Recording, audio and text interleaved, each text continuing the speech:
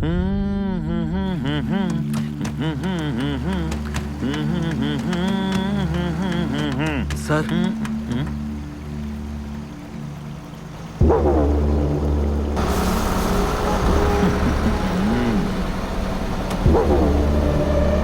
गाड़ी जब्त करो।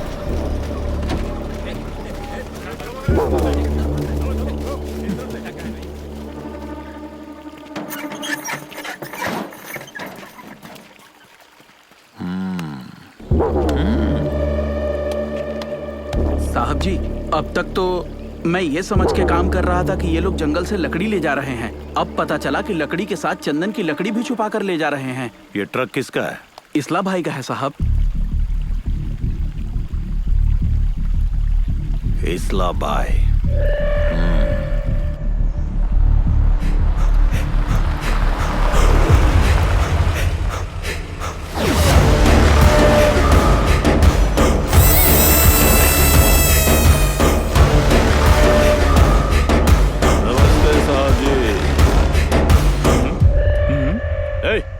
इधर आ साले। कौन है ये? सर यही तो है इस्ला भाई।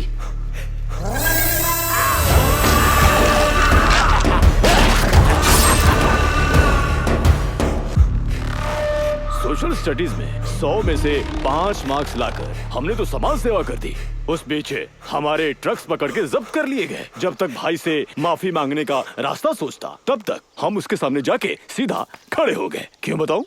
इज्जत के लिए, सर के लिए इज्जत। ऑफिसर, जाके गिरफ्तार करो। मैं कलाकारों के खानदान से हूँ। दादाजी कहते थे अपना साया भी बेइज्जत जगह पे मत पड़ने देना।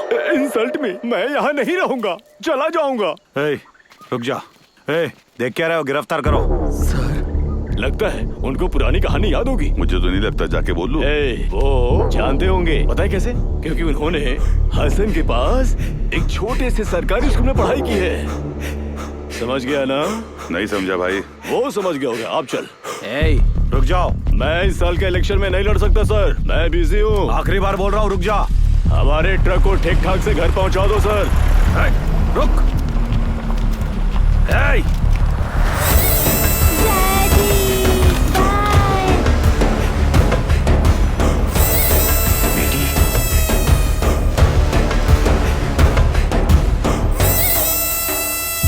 अगर वो मुझसे टकरा रहा है, कोई तो उसका साथ दे रहा है। सर उसके पास एक आदमी का सपोर्ट है, उसका नाम है रैयप्पा।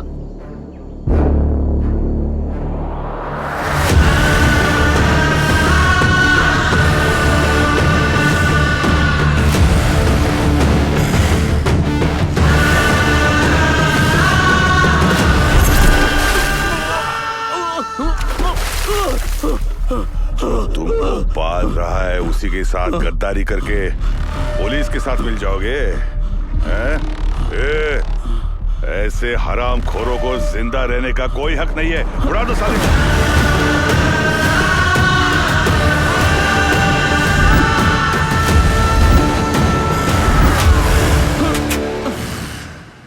भाई, ट्रिगर खींचो और मारो।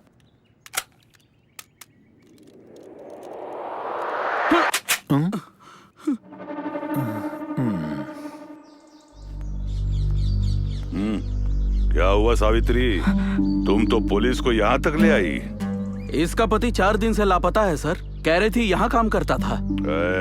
इसने मुझसे बोला था कि बच्चे बीमार है और 1 लाख रुपया उधार ले लिया मुझसे। नहीं, मेरे पति किसी और के पैसों पे नजर नहीं रखते। वो डर के भागने वालों में से भी नहीं है। कल इस्लाना घर आया और बोला बॉस बुला रहे हैं और उन्हें लेकर चला गया। इस्ला वो तो पागल हो गया। वो उसके पति को ले गया तो ये हमारे घर के सामने बैठकर हंगामा कर रही है। ये सही है क्या सर? सुनिए जी, क्या मैं अपने भाई को बुलाऊं? काफी लोग शमशान में अंतिम संस्कार के लिए आए हैं। जब अंतिम संस्कार का वक्त आएगा तब हम उसे बुलाएंगे। हम लोग तुलसी उगाकर पाप नहीं करते, कोई अनाचार अत्याचार भी नहीं करते।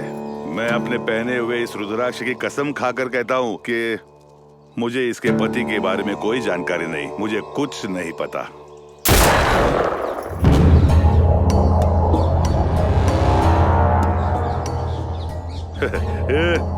आज क्या इंडिया पाकिस्तान का मैच चल रहा है? इतने जोरों से पटाखे चल रहे हैं? नहीं तुम तो काफी तेज हो। ये लड़की तो बड़ी तेज है। बेटा, तुम अपने पिताजी को ढूंढने आई हो क्या? तुम्हारी माँ पुलिस अंकल तुम्हारे पिताजी को ढूंढ कर वापस ले आएंगे। साहब जी, हाँ कचरे को बाहर फेंक कर आता हूँ। हाँ हाँ।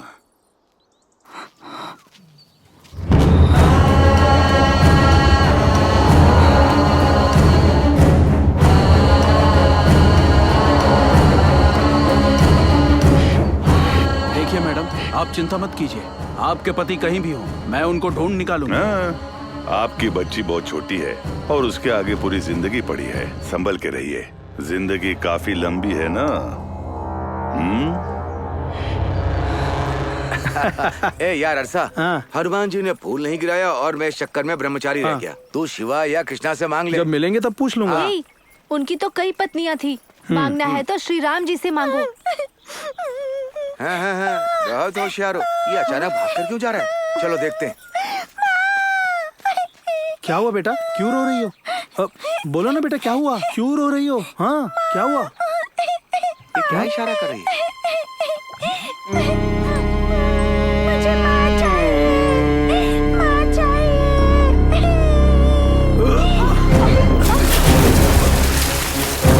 दोनों ध्यान से ढूंढना।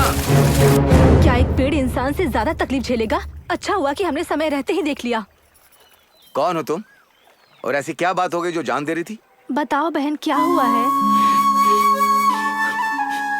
अगर हर परेशानी मौत से हल हो जाती तो पूरा गांव शमशान बन जाता। बताओ क्या हुआ?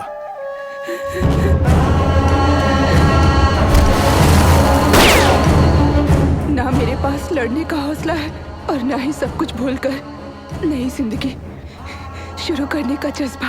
हमने पुलिस स्टेशन में कई लोगों की मिसिंग रिपोर्ट लिखवाई है। उन्होंने कहा कि गुमशुदा मिल सकते हैं, लेकिन भागे हुए लोग कहाँ मिलेंगे?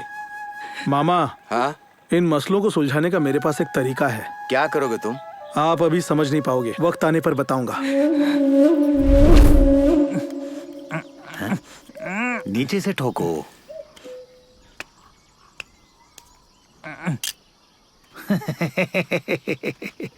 सर, टेंडर पास हो गया सर, लेकिन हमारे टॉप ऑफिसर आपका परसेंटेज नहीं मानेंगे सर। बाहर से नरम लगता है सर, पर अंदर से काफी सख्त है सर। वो सख्त दिल आदमी ये वही है ना, देखो। सर, आप वहाँ क्या कर रहे हैं सर? नीचे आइए सर। सर, आप तो सीधा मुद्दे पे आ गए सर। वही तो टॉप ऑफिसर है सर, अगर उनको कुछ हुआ तो बड़ी दिक्कत आ जाएगी सर। उसको या हमको? मुझे सर। तो फिर परसेंटेज का क्या? सर, भूल जाइए परसेंटेज, उनको नीचे उतारिए सर। मेरे पास दूसरा एक प्लान है सर, किसी को भी हिस्सा देने की जरूरत नहीं है सर। कैसा प्लान? पहले उन्हें नीचे उतारिए सर। ए इसला, नीचे करो। बड़े अफसर ऊपर से नीचे आते हैं, बड़े अफसर ऊपर से नीचे आते हैं, बड़े अफसर ऊपर से नीचे आते हैं। कुछ नहीं होगा सर। स्वागत है बड़े अफसर, स्वागत सर, है। बैठिए सर, बैठ बैठिए बैठिए, आराम से बैठिए सर। आप ठीक हो ना सर? सर, प्लान ये है, सरकार ने बिद्रू बुंडे जमीन को रिजर्व जंगल घोषित किया है और आदिवासियों को हटाया। अब उन लोगों को वापस वहाँ जाके बसाना है। वो बिल पास करवाने जा रहे हैं जिससे वो अपनी जमीन पे रह सके। मुझे क्या फायदा होगा इससे? आप ऐसे क्यों कह रहे हैं सर? ये कीमती जमीन है सर, वहाँ फ्यूचर में एयरपोर्ट बनने वाला है। अगर आप ये जमीन ले ले सर तो आप ढेर सारा पैसा कमा सकते हैं सर। ये जमीन कैसे लेनी है? सिंपल है सर, आप उन लोगों के साइन लेकर मुझे दे दीजिए सर, मैं रजिस्ट्री आपके नाम ट्रांसफर करवा दूंगा, जमीन आपकी हो जाएगी। मसाला बनाने के लिए मुर्गी परमिशन देगी? सर, ऐसा काम शुरू करो तुम। ऐसा नहीं है सर, अगर उन्हें पता चल गया तो मेरी नौकरी चल जाएगी सर। मैं क्या करूं बताओ? वैसे भी वो लोग फुटपाथ पे टेंट में ही जीते हैं सर। मीठी बात करके काम निकलवाओ सर। ए इसला, बिदरू बुंडे,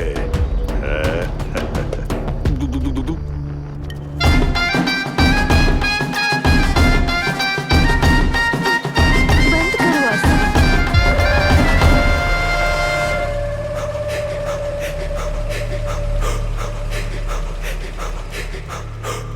ये आने से मना कैसे किया तूने? हट जा, देख मंगे। और उठा ले इसे।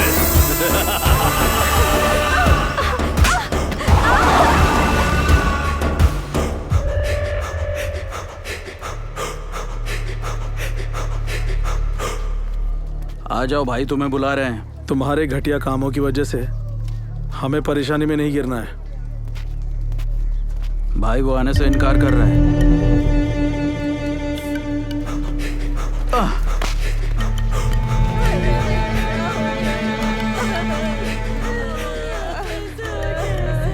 नाम क्या है? माडी माने वेंकटा सर।